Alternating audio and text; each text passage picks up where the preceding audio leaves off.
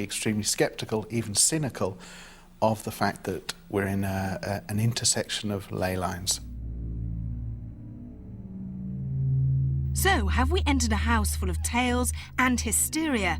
Or, with the assistance of mediums David Wells and Ian Shillitoe, are we all destined for another night full of fear and fright?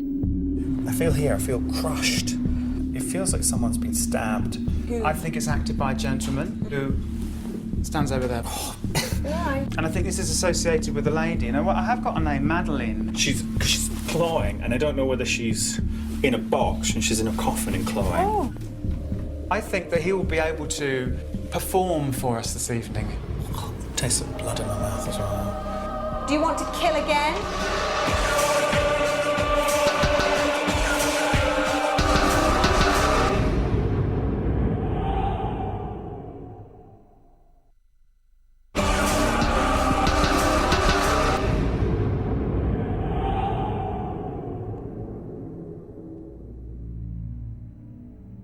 This is the latest property to fall under Most Haunted's paranormal gaze. But despite its almost immediate charm, a series of past tragedies mean we'll all have to tread carefully once darkness descends on East Riddlesden Hall.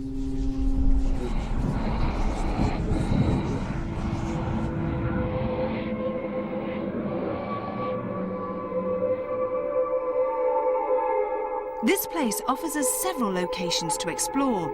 So before we head into the main house with medium David Wells and guest psychic Ian Shillitoe, we decide to visit a 17th century structure that's said to house more than farming equipment.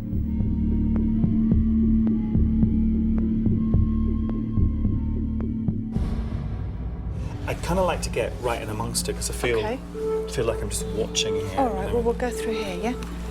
Kind of aware of children playing in here, but I'm really aware of something I'm trying to fight off. Is I feel crushed. By a spirit or presence or what is it? It's like someone was doing this. They were squeezing me really tight, especially across here and just at the base of my throat. It's not a bear, but it's that kind of size, and it's the size of a bear, Yeah. a big thing. It's like it's putting a cloak over me. Right. Now, is it protecting me or is it threatening me? I can't figure that out. Find out later. I want to come back to the children. There's two actors. There's a little boy and a little girl who seem to be shining out, if you like, in my vision much more than the others. The little boy is running that way towards the lake, and the little girl is over here, but she's sitting kind of... Sorry. What was it? Is it an animal or something? The little boy is running that way towards the lake, and the little girl is over here, but she's sitting kind of... Sorry. What was it? I'm sort of reticent to state the obvious, but I think the little boy drowned in the lake because he went woof. So it wasn't he went towards the lake, he went back to the lake. Can you tell me when this little boy would have drowned, what time period it would have been? It would have been late 1800s, before... They're showing me these and they're saying before cars. So these were there before cars. And I know this is... I'm going to ask you, have you got any names yet with this little boy? The name that sort of... Sorry, I'm being attacked on the head by the bear. Oh. The name that's coming to me, I wonder if it's trying to stop me.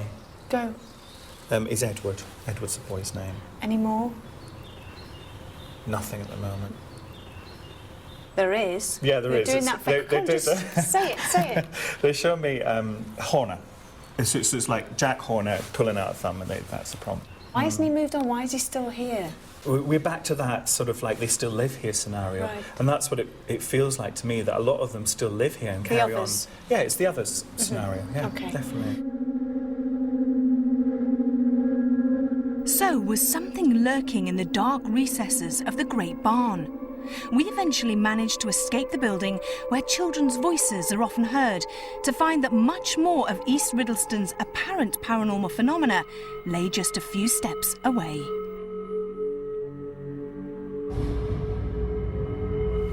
I've got more than one body in the lake, more than the boy in the lake. There's one man walking towards the house, so that's just a visual prompt.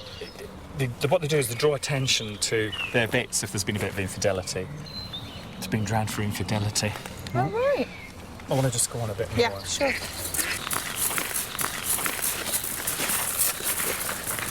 Woman on a white horse, thrown, broken neck. In the water. The horse is reared up and she's been thrown from the horse and snapped her neck. I think that she snapped the neck, actually on the way down, so she snapped the neck. The horse hasn't fallen on her at all. And did do you see her standing by the lake or in the lake? She's standing by the lake. Okay. And then, I mean, she might be seen there, and everything's very white, very ethereal, so she might be one of these white lady jobs. And when would this have happened? It's probably about 1700s, something like that. And a name with her? It's like Margaret or Margot or, you know, something like beginning that. with M. Yeah. Okay. Yeah.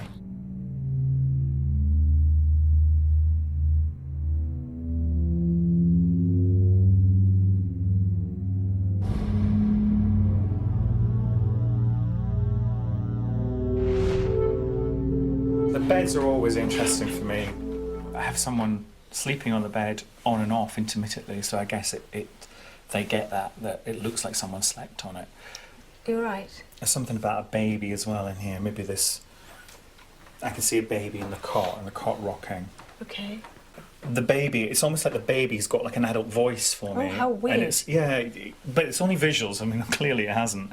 But it's going, my mother, my mother. So there's a trauma attached to its mother. What she's doing is she's presenting from cherubic faced to skeletal, like an X-ray really. That's how she's presenting. Is then that a clue to her death then? Well, yeah, she's starved to death, but I don't know whether She's starved to death, right? because she's clawing, and I don't know whether she's in a box and she's in a coffin and clawing, Oh. or she's behind a wall or something and clawing. But clawing do her way you out. have any idea why that would be? I mean, is it her choice that she's done that, or is it an illness that's caused that?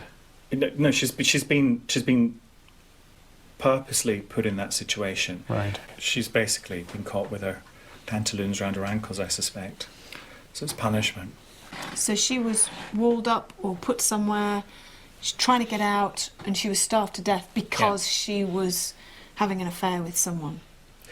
And I'm kind of putting two and two together, and I think it might be the man in the lake. The man in the lake. The man in the lake who came out with his... Oh, I said yes. to you. Yeah, I think he may have been murdered. She may have been starved to death.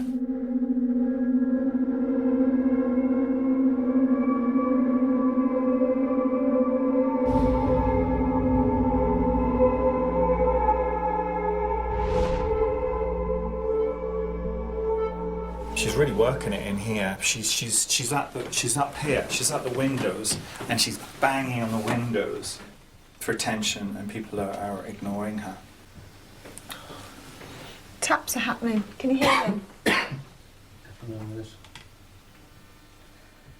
And it's saying her name begins with an M. It sounds like an M, and the surname's a P.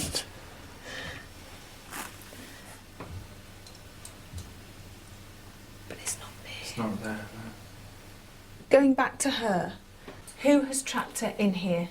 I think it was her husband. Okay, and was he the one that trapped her in here and eventually she died? I think so, and I think he was the one that ordered the murder of the suitor as well. So he didn't murder the suitor, he ordered. Yeah, I don't think he did it himself, because he wouldn't have blood on his hands, I wouldn't have thought. And I think it wouldn't be uncommon for him to order murder, I wouldn't think. And this horrible entity, could he be the husband? No, he would be more likely to be the murderer. That would be more of the type of character he was.